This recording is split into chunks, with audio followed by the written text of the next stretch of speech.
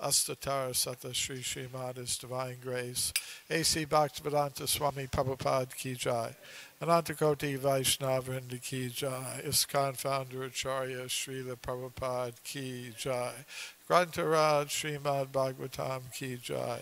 Gaura Premananda. All glories to the assembled devotees. All glories to Sri Sri Guru and Gauranga. Glories to Srila Prabhupada.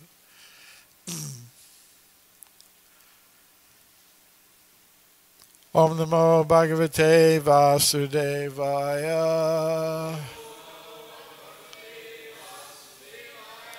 Om Namo Bhagavate Vasudevaya.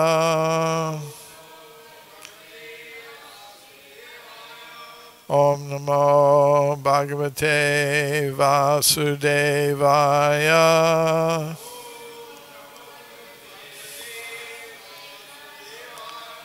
Srimad Bhagavatam, Canto 1, Chapter 17, Punishment and Reward of Kali, Text 39. Punash cha yachamanaya jata rupam adat prabhu tatonritam madam kamam rajo vaidam cha panchamam punascha yachamanaya jata rupamadat prabhu tatonritam madam kamam rajavairam cha panchamam punascha yachamanaya jata rupamadat prabhu tatonritam madam krimam rajavairam cha panchamam punascha yachamanaya jata rupamadat prabhu tatonritam madam kamam rajavairam cha panchamam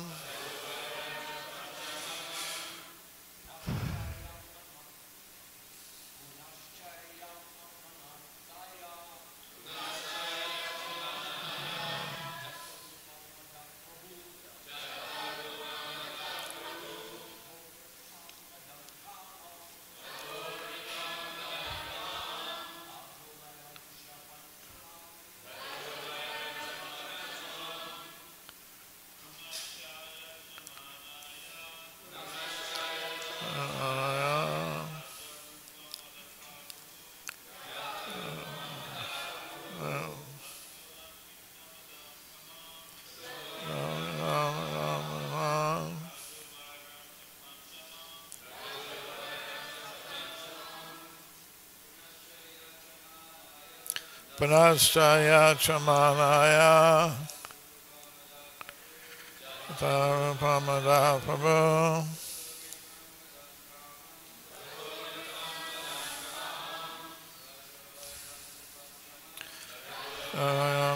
Shamam. Vaishnavis. Punasya chamanaya jata rupamadat prabhu om idam idam Shamam. Punasya chamanaya Prabhu tatonritam madam kamam rajavairam cha panchamam punaha again cha also yachamanaya to the beggar. Jatarupam, gold. Adat, gave away. Prabhu, the king. Tataha, whereby. Anritam, falsehood. Madam, intoxication. Kamam, lust. Rajaha, on account of a passionate mood. Vaidam, enmity. Cha, also. Panchamam, the fifth one. Translation and purport by His Divine Grace A.C. Bhaktivedanta Swami Prabhupada. Translation. The personality of Kali asked for something more, and because of his begging, the king gave him permission to live where there is gold, because wherever there is gold, there is also falsity, intoxication, lust, envy, and enmity. Purport. Although Maharaj Parikshit gave Kali permission to live in 4 places, it was very difficult for him to find the places because during the reign of Maharaj Parikshit there were no such places. Therefore Kali asked the king to give him something practical which could be utilized for his nefarious purposes. Maharaj Parikshit thus gave him permission to live in a place where there is gold, because wherever there is gold, there are also the above mentioned 4 things. And over and above them, there is enmity also. So the personality of Kali became gold standardized. According to the Srimad Bhagavatam, gold encourages falsity, intoxication, prostitution, envy, and enmity. Even the gold standard exchange and currency is bad. Gold standard currency is based on falsehood because the currency is not on a par with the reserve gold. The basic principle is falsity because currency notes are issued in value beyond that of the actual reserve gold. This artificial inflation of currency by the authorities encourages prostitution of the state economy. The price of commodities becomes artificially inflated because of bad money or artificial currency notes. Bad money drives away good money. Instead of paper currency, actual gold coins should be used for exchange, and this will stop prostitution of gold. Gold ornaments for women may be allowed by control, not by quality but by quantity. This will discourage lust, envy, and enmity. When there is actual gold currency in the form of coins, the influence of gold in producing falsity, prostitution, etc. will automatically cease. There will be no need of an anti-corruption ministry for another term of prostitution and falsity of purpose. Om Jnana Timirandasya Gyananjana Shalakaya Chakshur Unmilitam Yena Tasmai Shri Gurave Namaha. Shri Krishna Chaitanya Prabhu Nityananda Shri Advaita Gadadhar Shri Vasari Gaur Bhaktivinoda. Hare Krishna Krishna Krishna Hare Hare, Hare Rama Rama Rama Hare Hare.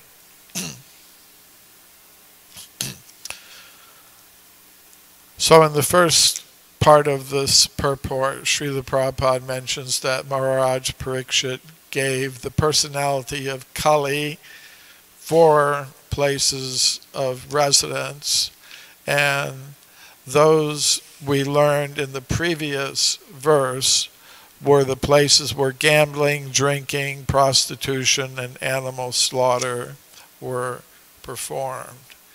But at the time of Maharaj Parikshit, there weren't hardly any such places. So Kali petitioned the king for an additional place, a fifth place, the Panchamam, fifth place. So King Parikshit said, you can live in the place where there is gold. And then in most of this purport, Srila Prabhupada gives some lessons about currency and finance. So, in Srila Prabhupada's teachings, we get everything. We get theology, we get philosophy, we get history, we also get a little bit of economics. And in this purport, he's describing different kinds of currency. There are three basic kinds of currencies, and he mentions two of them here. One is commodity currency, where the currency, the money, is actually the commodity itself, like gold coins. The commodity is the currency. So that's one thing. Then there are commodity-based currencies. And those are currencies which can be exchanged for a commodity. Like Srila Prabhupada is mentioning gold-based currency, gold standard currency. That means you get a piece of paper, but it says on it, the government, the treasury, will give you that amount in gold if you ask for it. But Srila Prabhupada is pointing out that the flaw with that is that there's more currency in circulation than the amount of gold that the governments and central banks are holding. So it's based on a false principle. But in the United States, it used to be up to 30 or 40 years ago that all the currency was commodity-based. You could, in principle, exchange it for gold or silver. You could, in principle, do that. But now, this government and most of the governments around the world have what they call fiat currency, which means it's just a piece of paper that has an amount stamped on it, $20, $100, but it's just a piece of paper. So you can't really do anything with it. And the governments and the central banks, they can simply increase the amount of paper money that's in circulation. It's not tied to any, so they can artificially expand the economy and like that. So now they've even come up with another type of currency. It's called cryptocurrency, Bitcoin, and so on. But that's simply another variety of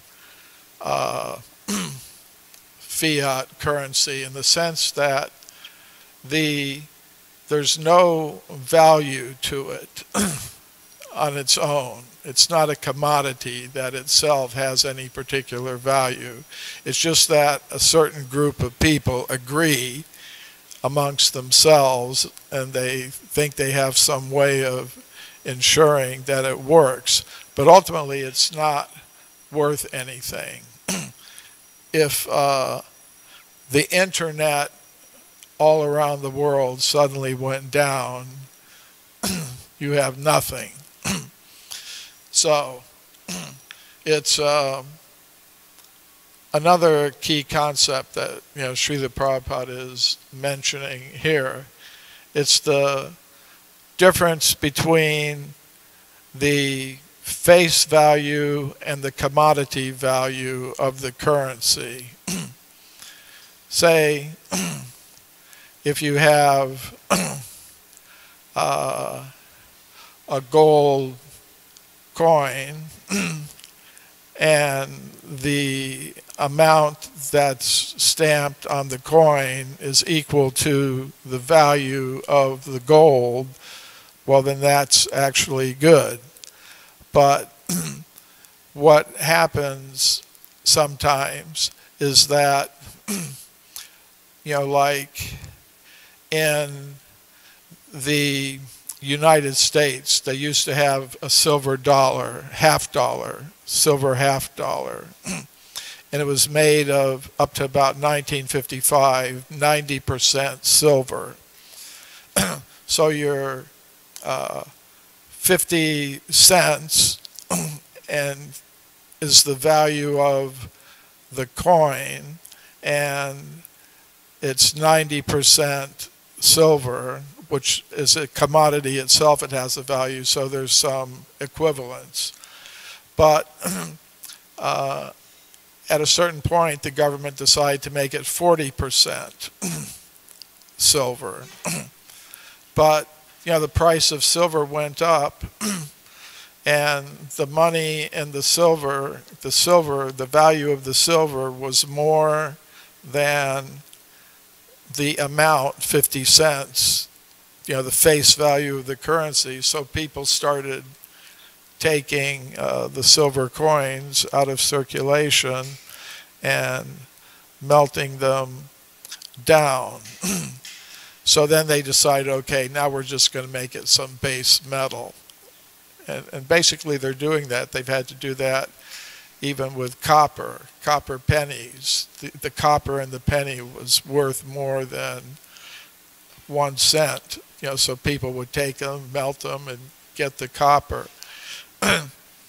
So then they would just make it of some even less expensive metal. So that's what Srila Prabhupada means by bad money drives out good money from circulation. Like, if you have in circulation 50-cent coins that are made of 40% silver and 50-cent coins that are made of 90% silver, people will tend to save the 90% silver coins, and they'll use the 40% silver coins to buy stuff. In other words, they'll take the good out of circulation. They'll keep the good money out of circulation. So that's one meaning of the principle that Srila Prabhupada mentions, that bad money drives out good money. That means the bad money with the lesser value will drive out the good money from circulation in an economy. So another way that Srila Prabhupada would use that term, bad money and good money, he said you shouldn't use good money to chase after bad money. And by good money, he meant money that you actually have in your hand. And bad money, he means, he talked about this in a conversation with Rameshwar Prabhu, which was about this very verse. And he said, bad money is money that people owe you, that you agreed to give them credit. I mean, it's not in your hand. Technically, it belongs to you, but you don't have it. So that's bad money. And people can refuse to pay you or delay paying you. And, Srila Prabhupada said, but you shouldn't use your good money to chase after that, like going into court, for example, and spending money on lawyers and judges and to try to chase after that bad money. He had to explain these things to his disciples, like in the early days in New York. Srila Prabhupada told them, don't enter into any real estate transaction without getting like a contract where they actually set out, what the terms are. And the devotees got involved in a real estate transaction where they didn't follow that, and they put out some money as down payment, and the other party just kept it, turned it into bad money, in a sense that it belonged to the devotees, but they no longer had possession of it. But he advised them, don't send your good money that you have, chasing after bad money. So, as I said, in Srila Prabhupada's teachings, we get a lot of different instruction. Some of it is directly related to the principles of bhakti yoga and the practice of Krishna consciousness, the pastimes of Lord Krishna, and we also get some practical instruction in economics and politics and things of that sort. But in Srila Prabhupada's teachings, they're all in context. And the basic context here is that ultimately everything belongs to Krishna. Ishyavasyamidam sarvam yat kincha jagatam jagat tena taktena bunjita kasyaswid. What is that last line? Yeah. So everything ultimately belongs to Krishna, and we're meant simply to take what is our legitimate share. We're not meant to be striving for unlimitedly increasing our wealth, which is what the whole economy today is based on. It's meant to enable unlimited accumulation of wealth. There has to be an ever-expanding economy, ever-expanding currency, amount of currency, and the whole thing is ultimately based on a false principle. And we also have to keep in mind what is the actual purpose of human life. Atato Brahma Jigyasa. The actual purpose of human life is to inquire about the absolute truth. It is to understand our real identity. Jivaras Rupahoy Krishnara Nityadas. We're meant to understand we are all eternal servants of Krishna. We are meant to understand Dukalayam Shashvatam, as Krishna explains in Bhagavad Gita. This material world, the whole thing, the money, the wealth, the land, everything in it, the animals, plants, temporary. The whole thing is temporary. So what are we meant to do? We are meant to try to satisfy our material needs individually and collectively in the most simple, natural, efficient, and fair way possible, while putting most of our human energy into elevating consciousness, to the state of pure consciousness or Krishna consciousness, and become free from the cycle of birth and death. Janma mrityu jaravyati dukkha dosha anudarshanam. Birth, death, old age, disease. An intelligent person will see that that is what this material world is all about. Abrahma bhuvanaloka, from the lowest place to the highest place in the material world. It's just a place of birth and death. So the principle is not to become entangled so much in the material world. We are here, we do have to live, so we should find a way to satisfy our material needs, our economic needs, in the most simple, natural, efficient, and fair and equitable way possible. So, there was a time on this planet where there were civilizations organized in that way, and that's what we're getting here. We're getting in the pages of the Srimad Bhagavatam a description of a civilization based on these principles of simple living and high thinking. And that means having an economic system that encourages, simplicity. And Srila Prabhupada is pointing out that this modern economic system that we have, with its fiat currencies and things like that, is not meant to encourage simple living and high thinking.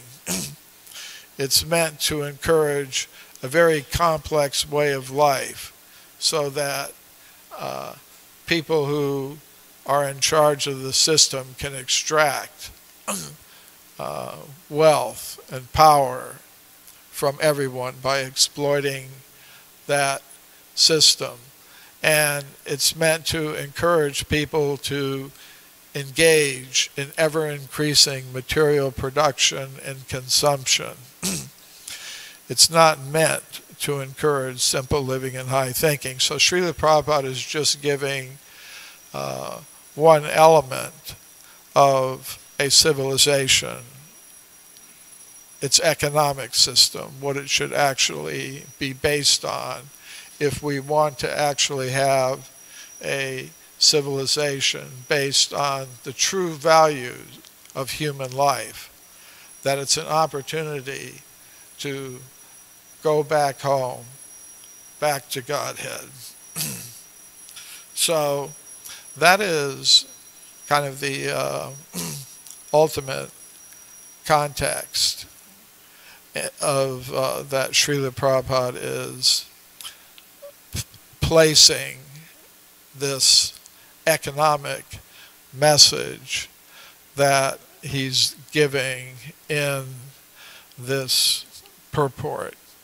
Does anybody have any questions or comments?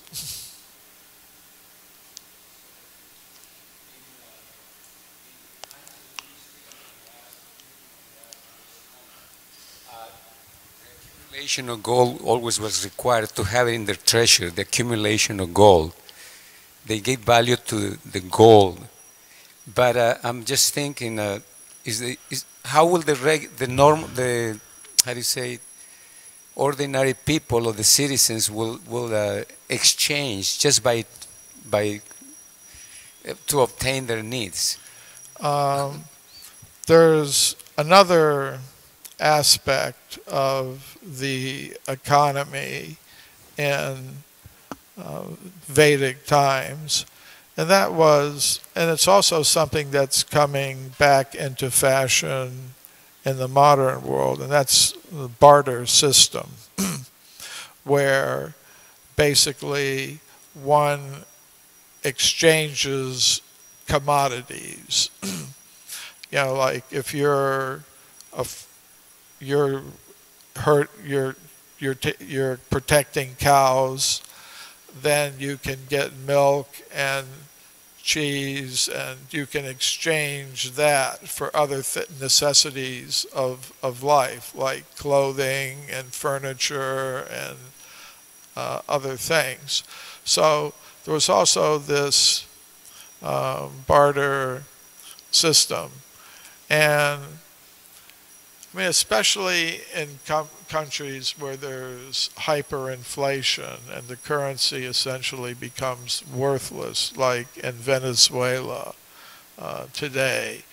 You know, there's hyperinflation. That means the government just keeps printing more and more money, and the prices keep going up, and they print more and more money, and now instead of wallets, people have to carry their money around in backpacks because it's worth so little.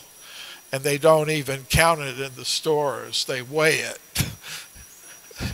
You know, I mean, it's not, I mean, we may think it's funny, but for the people, it could happen here. It has happened in the advanced Western countries, you know, from time to time, if there's some economic collapse and the currencies become worthless, because it's all based, as Srila Prabhupada said, on a false principle, then people revert to barter system.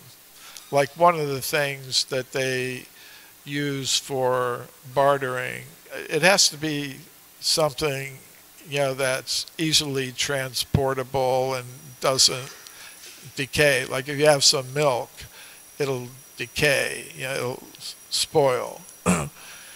So they use pasta. That's one of the things that's considered valuable in Venezuela.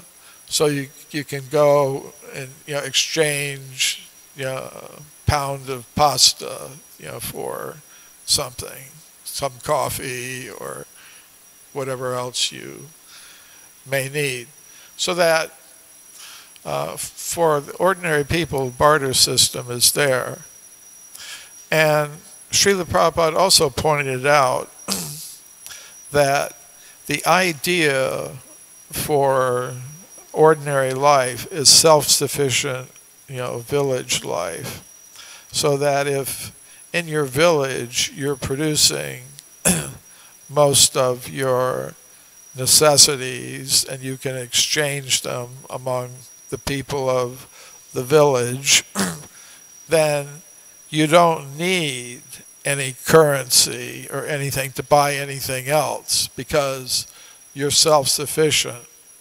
But Srila Prabhupada pointed out that that only works if you're Krishna conscious. Param drisva nivartade. You know, if you're experiencing the happiness and satisfaction within, then you can live a life of voluntary simplicity. But if you're full of lust, anger, greed, enmity, acquisitiveness, you may have to endure it, but you won't like it, and you'll try to get out of it any way you can. And then you'll find some way to do that.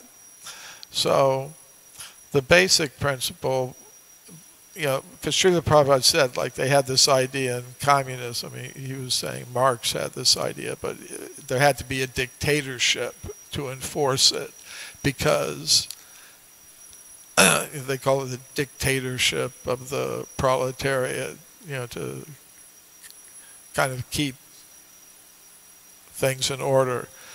But, you know, Srila Prabhupada said it can't be based on that. It has to be voluntary simplicity, and that only happens when you add Krishna consciousness into the equation. Then yes, then you can live a more simple and natural and self-sufficient life. Maharaj.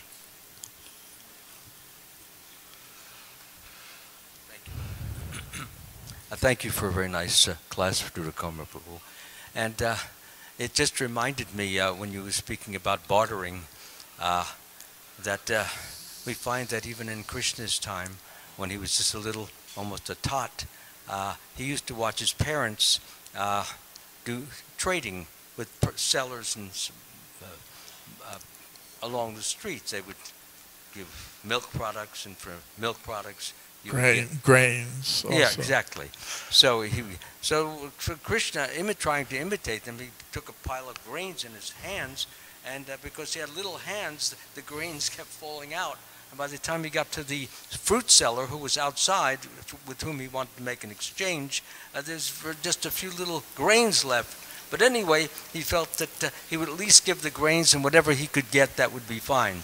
But the grain seller was so enamored, so charmed by his beauty, by his loveliness, and by his sweetness and cuteness, didn't even care. He accepted the few little grains and piled Krishna up with some mangoes. For at least that's what the picture shows. So Krishna was piled up with mangoes, and he had only given just a few grains. It was rather an unfair arrangement. However, Krishna, he felt that since he had gotten, as we might say, the lion's share of the arrangement, all the mangoes, and the poor grain seller was out of the mangoes and was just getting a few grains. So what happened is that, unbeknownst to her, in her sack in which she carried her mangoes and her other fruits, it got filled up with all sorts of jewels and gems and what have you.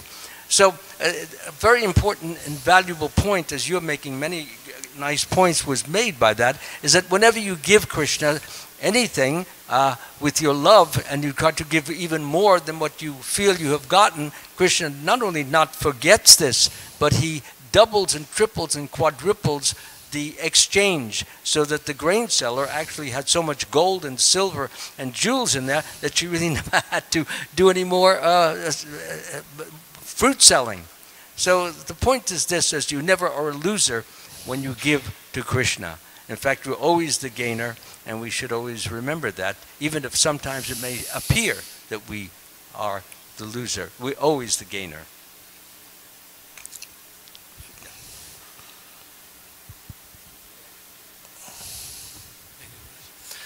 Thank you, Prabhu, for the wonderful class. I just read the news that after Second World War, many countries stored lots of gold in America. And now, many countries like Russia and China, they are trying to take away the gold, back to their own country. So I'm just wondering, how does this, gold related with this modern the economy of this modern society? I